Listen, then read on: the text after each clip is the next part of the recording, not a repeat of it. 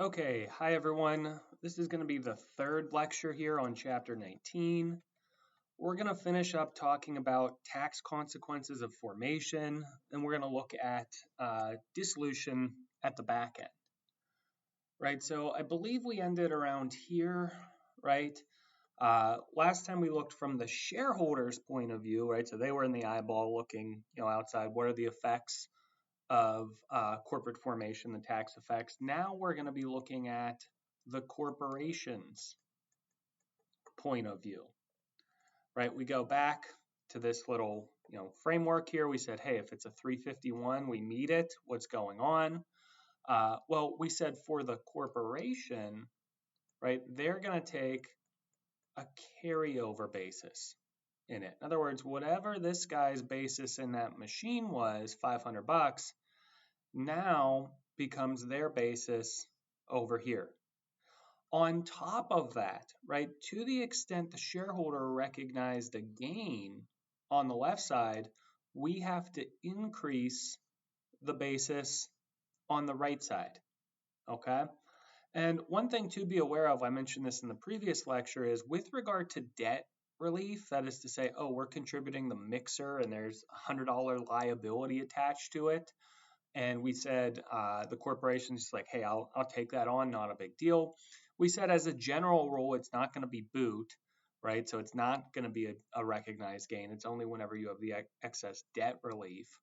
But one thing we did say is that at least what you do is you would take the adjusted basis of the property. So that mixer, maybe the shareholder paid 500 bucks. They're going to back out that debt relief. So it would be like 500 minus 100. Over here, right, they ignore the debt that they took on. That's going to be the general rule. Now, if, right, it like indirectly comes through as excess debt relief, right? We increase it on the left, we got to increase it on the right. But this guy happens on the left, but it doesn't happen on the right, okay? So this is just saying, okay, what are the tax consequences here? So the corporation receiving property for stock does not recognize gain or loss on the transfer, right? They're just issuing stock. And then we said if 351 is not met, they're going to take a fair market value basis, right? So, hey, that mixer, you paid 500 bucks, but it's worth 600 bucks. Well, to us as the corporation, we'll take a $600 basis, the fair market value. If, however, we meet 351, we're going to use a carryover basis. Oh, 500 bucks you paid for it. And we said if a shareholder recognizes a gain, on the left, we increase the basis for the shareholder, then hey, on the right, we have to increase the basis for the corporation in the property that the shareholder contributed. So let's look at 1912 here. They're giving us some information. Let's see what's going on. So it looks like a shareholder transferred the property for stock plus boot, right? So there was some boot, which means on the left, it went up for the shareholder. That means on the right, we're going to have to make it go up. How do we deal with this? So it says, what is the corporation, from their point of view, tax basis in each of these items, right? Well, it will be a carryover basis, right? 15 plus any of the gain recognized from the boot, right? So we had that 60 grand of boot, right? If you remember, we allocated it between these three things. So over here, right, we're going to add that to the basis as well, right? So I'm going to put, right, because remember, we're looking from the corporation's point of view. It's carryover basis plus any gain that the shareholder recognized. That's going to equal the corporation's basis in the property received.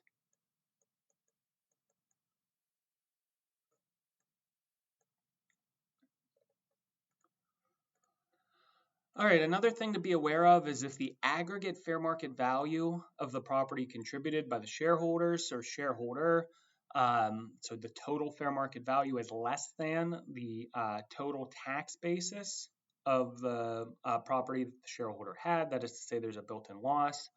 For the corporation, the basis is going to be capped at the fair market value. So what's going on here? What are they saying, right? So we have the fair market value of what the shareholder gives is less than their adjusted basis in it.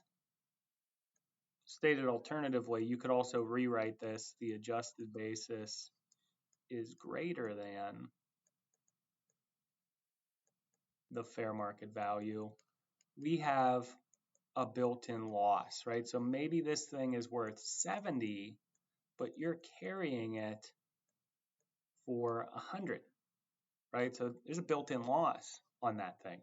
In this case, right, we said generally the corporation is going to take a carryover basis, right? But in this case, when measured at a total level, right, there is a built-in loss. We're going to be capped. We're going to depart from that general rule and use the exception of the fair market value, right? And when we do this, we'll allocate it, the reduction down to fair market value, to shrink us down to that 70 based on the relative built-in loss of the contributed properties at the time they were contributed. And I said, however, the shareholder in the corporation can elect for the shareholder to reduce their stock basis to the fair market value. So let's look at 9.13 here. Okay, so shareholder transfers building and land for 50% of stock. Okay, let's say in this case, right, it's 200 adjusted basis is less than 275. We're good to go. There is no built-in loss here, right? It's worth more than what we're carrying it at. Okay, so we're going to use the carryover rule. So what is the shareholder's tax basis, right? From the shareholder's point of view, on the left, carryover basis, right? For what is the adjusted basis of the building and land to the corporation? Carryover basis, section 351 is met there, okay? Let's look at, and compare this with a different scenario, right? Say we have 300 adjusted basis and 275 fair market value. In this case, when we look at it at the aggregate level, and again, this isn't like on an individual piece by piece basis, we're looking at it from like the total level, there's a built-in loss here, then we're going to be capped at that fair market value for the corporation's basis in the properties, right? So here it says, what is the shareholder's tax basis in this case? 300,000. They met 351, right? So it doesn't affect the left side here. It affects the right side, right? What is the adjusted basis of the building and land of the corporation? Here we're going to be capped at 275, right? The general rule would have told us we would have used carryover basis, but because measured at a total level, there's a built-in loss, we got to reduce it down to 275. And really what you do here, right, you look at each of those items, right, and you allocate the built-in loss proportionately, right? So it says here the building will be reduced to 175. It'll go from 200. You'll take out that 25 built-in loss. The reason for that is when you look at the contributions, right, it was only the building that had that loss. So proportionately, that's the one we're going to take down when at the total level, we got to cap it at the fair market value. So mouthful there, but if you look at it, you think about it, it's not like unbelievably hard, right? So this is just a visual sort of showing you that, right? Maybe there was 100 adjusted basis, 75 fair market value. Normally you would do this for the corporation, but in this case, when we look at it from the total, you're going to depart from that and use the fair market value as the basis. All right, the next thing it says, to the extent a corporation takes a carryover tax basis, it's going to step in the shoes of the shareholder. In other words, it's going to continue to depreciate the carryover basis portion of the property using the shareholder's tax depreciation schedule. To the extent there's any additional basis, right? So remember we said there's like carryover basis plus the increase from the left side, right? This thing right here, the carryover, you're just going to continue to do and depreciate it for the corporation just like the shareholder did. However, the increase in the basis is going to be a new asset that you have to depreciate separately. So let's look at 1914 here. So they're giving us that situation that we looked at before, right? Where we said, oh, okay, for the corporation, their basis is going to be the carryover basis plus any gain the shareholder recognized here from the boot for how we kind of allocated it pro rata. Right, there we go. How do we, if we were looking at just the building, right, how would we depreciate that? Well, in this case, right, if we look at it, so it says, how will the C compute depreciation on the building for the year of transfer? Remember, $24,000 of the gain was caused by the boot. Assume the transfers occurs on 1/1 and the shareholder purchased the building for $67,400 in September 5 years ago and took $7,400 of depreciation, right? So that will be our carrying value there of 60. And then it says the corporation carryovers the shareholder's depreciation for the building with respect to the original $67,400, right? So that's kind of the OG, right? The original. And then this guy right here, so you'll just keep doing what you did before, step into the shoes for the shareholder, but the boot portion of it, right? This guy, the 24 grand is a separate asset that you got to depreciate. Okay. Quick note here on contributions of capital, right? So this is when a shareholder transfers property to a corporation for which no stock or other property is exchanged. It's basically just the shareholder injecting a contribution of capital. Hey, we need some money. In there, they're not getting stock or anything in return. If the contribution is by a shareholder, then the C Corp is not taxed and takes a carryover basis. So it can be cash, it can be non-cash property. If it's a contribution by a non-shareholder, then it is going to be taxable to the corporation, and the corporation takes a fair market value basis. For the shareholder, they don't recognize the gain, and they're going to increase their stock basis.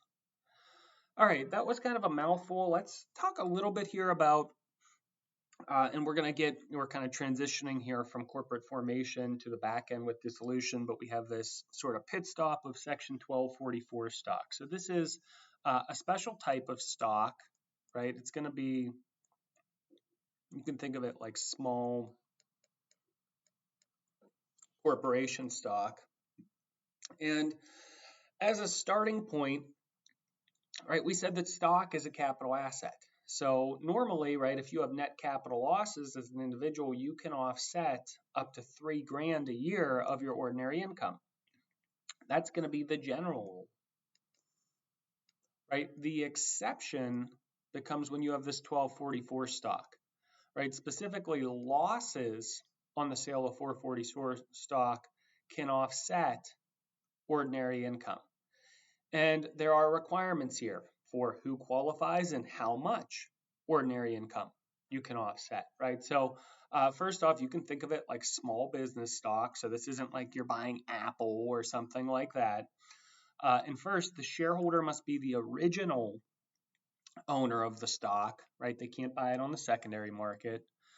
If you're single, right, the max you can offset ordinary income is 50 grand. If you're MFJ, it's 100 grand. It must be a small business corporation, right? That's why I kind of kept saying like small corporation, which specifically is, how do you define that? What does that mean? Right? Well, that's one in which total amount of money or other property received for stock does not exceed 1 million. So small guy corporation, relatively. And then finally here, for the 5 prior tax years before the sale of the stock, right? So you sold that 1244, you go back 5 years, the corporation must have derived more than 50% of its total gross receipts from an active trade or business. So basically they have this look back window, this 5-year window. They said this can't just be like a shell corporation. It actually has to be a real thing. We're not going to let you game the system and offset ordinary income by doing it. And one thing to be aware of is the rules between the $3,000 that you can offset against ordinary income and the 1244 losses, they work in conjunction, right, together. So they're not mutually exclusive. Let's look at an example here, right? And here's kind of just showing you, right, it's got to be the original owner, a domestic corporation, a small business stock. It has to be active. The first 50 or 100 is reclassified as an ordinary loss. Any remaining is considered capital loss up to $3,000. So this is the part where it's like in conjunction,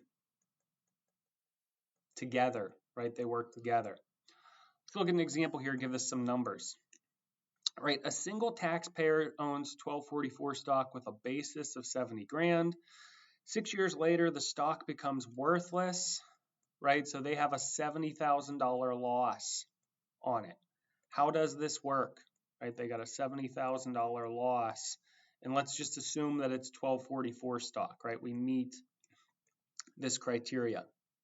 And the guy, let's say he's single, right? Yep, it's single. So we know 50 grand. What's going on here is, of this $70,000, right, the first 50 is going to be an ordinary loss that you can offset ordinary income.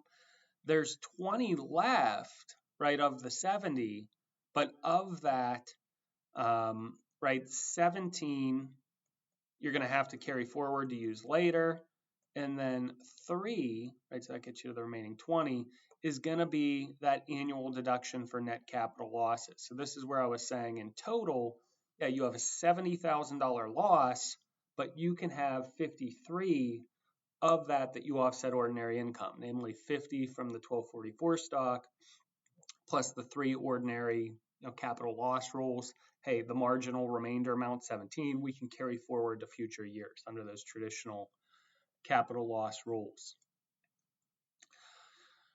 All right, so let's talk a little bit about liquidation of a corporation, right? We've come to the end of the road, right? So there's various reasons why corporations may decide to discontinue operations. Maybe it's no longer profitable. Maybe they want to do something new. They want to consolidate. If we talk about a complete liquidation, right, this occurs whenever a corporation acquires all of its stock from all of its shareholders in exchange for its net assets, after which the corporation ceases business. That's a mouthful. What are they saying there? Hey, the show is over. We're done. We're going to give all the property, whatever we have as a corporation, we're going to push it out in exchange for functionally your stock. It's just like it's out of business. And after this event, right, there is no corporation. So if we look at a super simple example here, and there's modifications, twists and turns to this, but let's look at it. So a corporation liquidates, let's say it's a complete liquidation, and it gives a machine with a fair market value of $500 and a tax basis of $400 to an individual shareholder for his stock, and the shareholder has a tax basis of $200. How do we look from the shareholder's point of view? How does this work, right? So we have the corporation and the shareholder. They're like, look, we're going out of business. Here's a machine. That's all we have. It's going to be treated like we're giving it to them for their entire stock, right? So in this way, right, it's going to be a disposition event for the shareholder because it's like they're giving up their stock. They'll do the amount realized, the fair market value of the machine, minus their adjusted basis in that stock. They're going to recognize a $300 gain. It's just like they sold their stock, right? How about from the corporation's point of view, right? So we have the corporation. They push out a machine. We have the shareholder, right? For the corporation, this is deemed to basically be a sale of this asset, right? So they'll take the fair market value of that minus their carrying value. They'll have a $100 realized and recognized gain. So the general rule here in a complete termination, liquidation, is both the corporation and the shareholder recognize gains and losses. Let's look at some more specifics here, right? That was just like a very simple example to kind of tee it up for you. Let's look at it. So we'll look at the shareholder's point of view. It says the tax consequences to a shareholder in a complete liquidation depend on the type of shareholder. So we looked at an individual. There are some exceptions here for when you have a corporate shareholder, and their ownership percentage. As a general rule, right, and this was the simple example we looked at, a liquidation is a taxable event. We're going to treat the property we received, right, that machine, basically as full payment for our stock. We'll do amount realized minus adjusted basis. If we, the shareholder, assume any debt, then we're going to reduce that amount realized. Maybe when they push out the machine, they owe money on it or something. We're like, look, we'll take it on. We reduce the amount realized there. And afterwards, right, if we, and I came up to this shareholder and I was like, look, well, what's your basis in that machine, right? It's going to be a fair market value basis, right? So sometimes those kind of like ticky-tacky small things are important to remember. Basis to the shareholder in property received from a dissolution is going to be the fair market value. It's the same as like boot, right? If you went up to somebody and was like, what's your basis in that boot you received, land and formation, what's the fair market value of the boot? Let's look at 1920 here.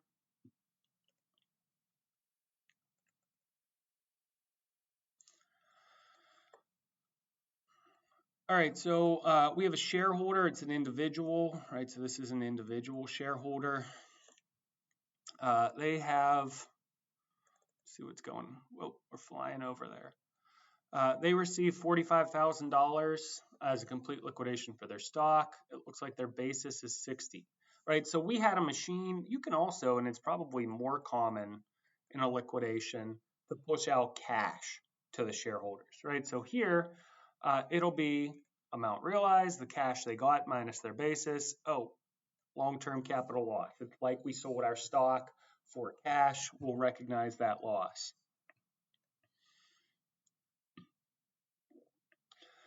Second example, similar thing. The third one, they're recognizing a gain, right? So they're paying them more. They'll recognize a gain there. Not a big deal. So it's just showing you whenever we have a corporation that distributes cash or property in a complete dissolution, this shareholder, right, is treating it as if they sold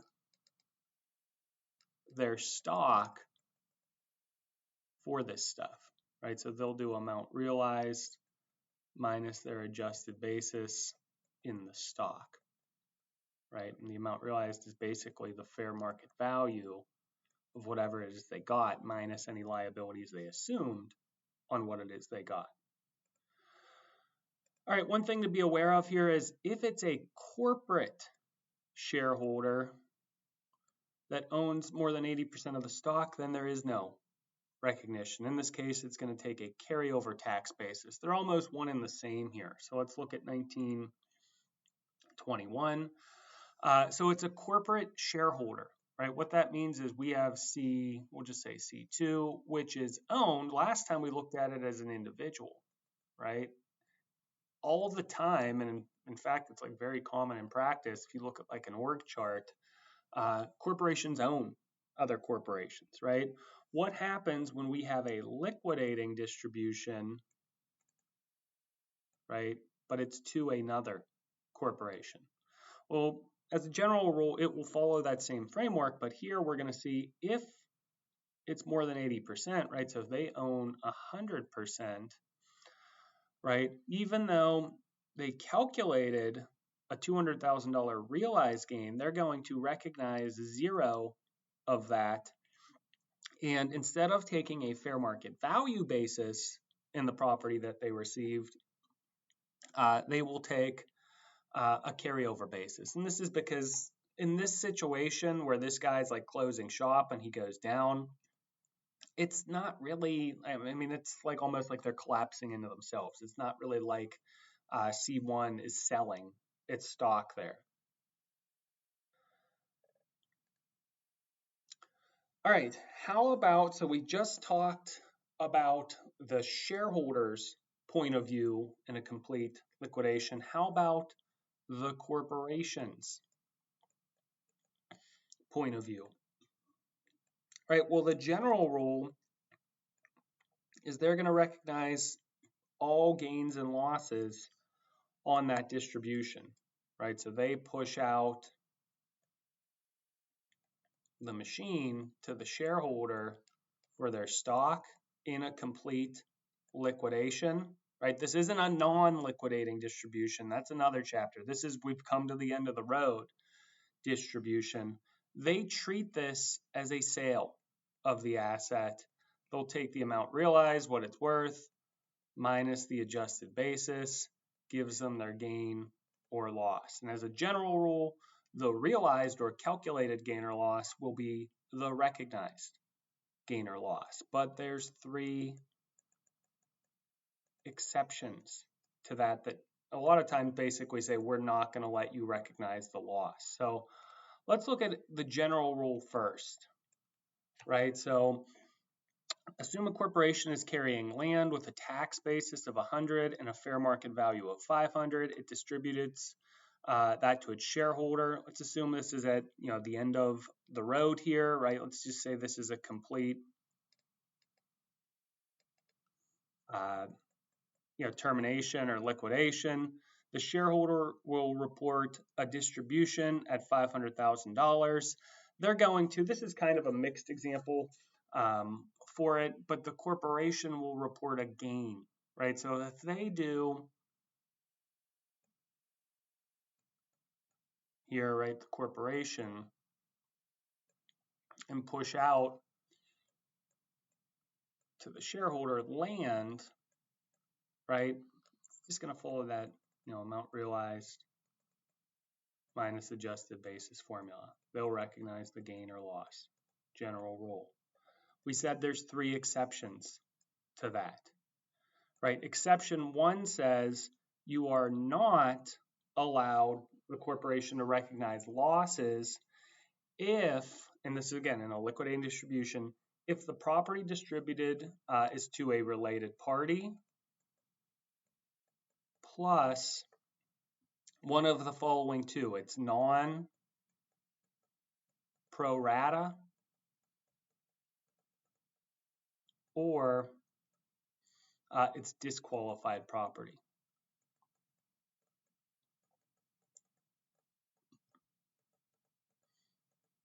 So related party is one where there's, and the IRS has like various provisions that define this. One of them is if you like basically control the other group, right? And think about it, if it's related parties, usually they can manipulate the tax code because they have some sort of special advantage by virtue of their relationship. But if it's a related party and the distribution is non-pro rata, what does that mean? Oh, this guy's a 25% shareholder, but he's getting 30% of the distribution, right? It's not consistent with his ownership percentage. Or alternatively, it is pro rata, but it's disqualified property. That is to say, the corporation held it for less than 5 years. Then the corporation's not going to be able to recognize losses on that.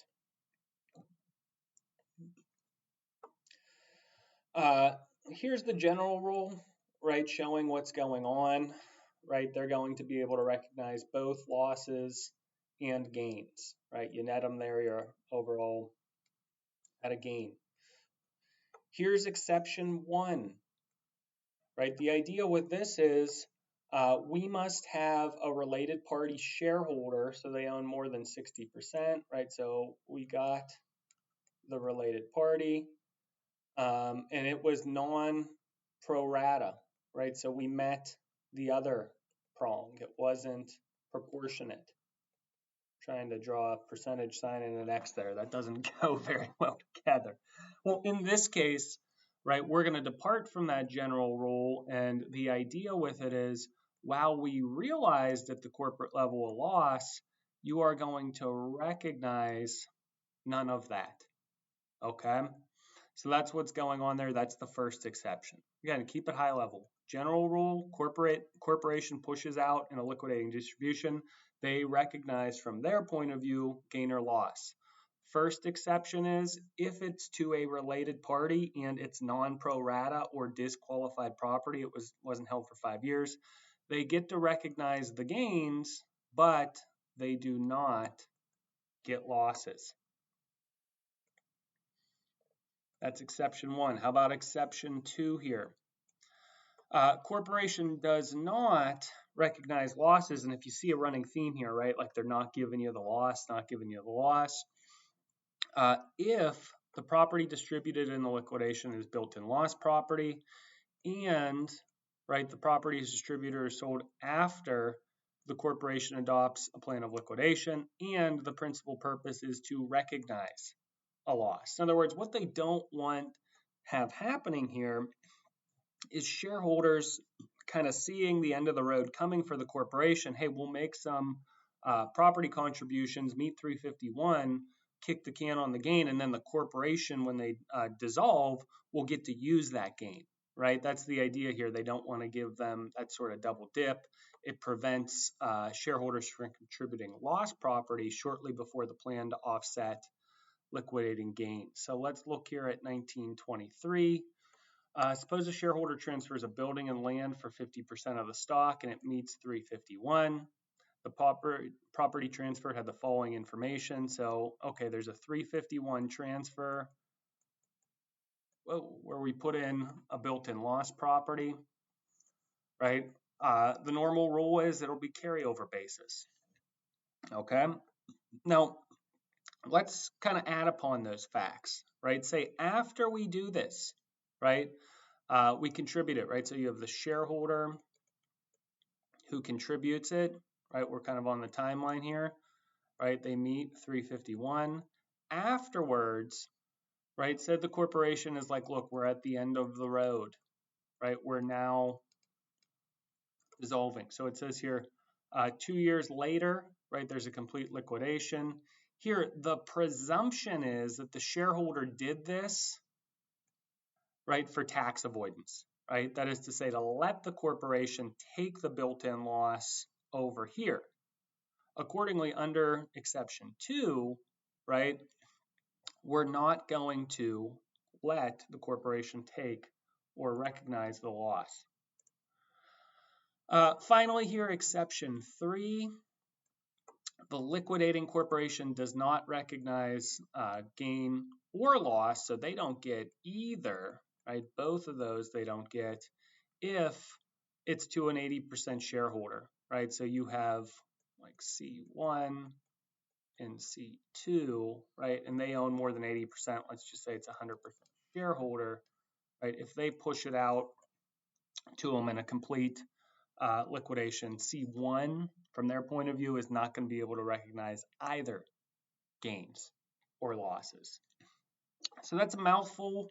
Like I said, it's not something you're going to hear once and immediately get. This is one of the like sort of toughest chapters in the book. But I would say work on some of the problems. Do be aware that the chapter, I'm not a fan of these like MCQs and things like that. Start with the fundamentals and then go from there. All right.